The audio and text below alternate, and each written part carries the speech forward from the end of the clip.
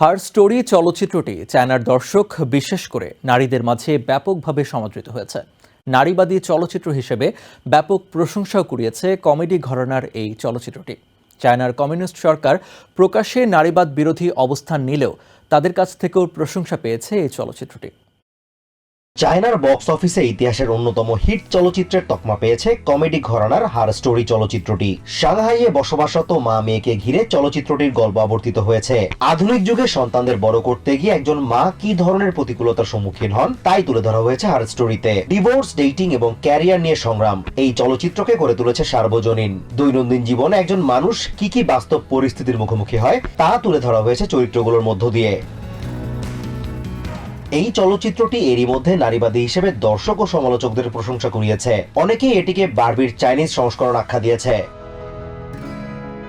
হাসি কৌতুকের মধ্য দিয়ে সমাজে নারীদের বৈষম্যের শিকার হওয়া এবং সমান অধিকারের দাবি উঠে এসেছে চরিত্রগুলোর সংলাপের মধ্য দিয়ে।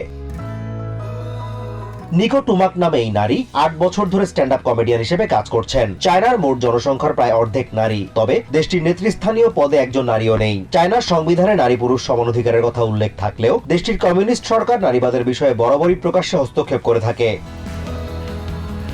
অ্যালেক্স ওয়াং এর মতো অনেক নারী এখন সাহস করে নিজেদের অধিকারের বিষয়ে কথা বলছেন। নিকো টুমাক জানান, এই চলচ্চিত্রটির কারণে নারীবাদের মতো বিষয়গুলো নিয়ে কথা বলা অনেকটাই সহজ হয়ে গেছে। চায়নায় কমেডিয়ানরা কি বিষয় নিয়ে মজা করতে পারবেন আর কি বিষয় নিয়ে মজা করতে পারবেন না তার সুনির্দিষ্ট তালিকা রয়েছে। বিশেষ করে সামরিক বাহিনী ও রাজনীতিবিদদের নিয়ে মজা করলে শাস্তির মুখোমুখি হওয়ার সম্ভাবনা রয়েছে।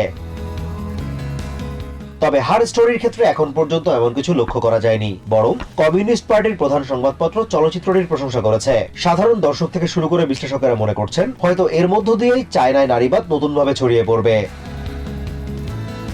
Azimur Rashid Kanak, TVN24 news desk. New York থেকে সম্প্রচারিত TVN24 টেলিভিশন বিশ্বজুড়ে বাঙালির কণ্ঠস্বর।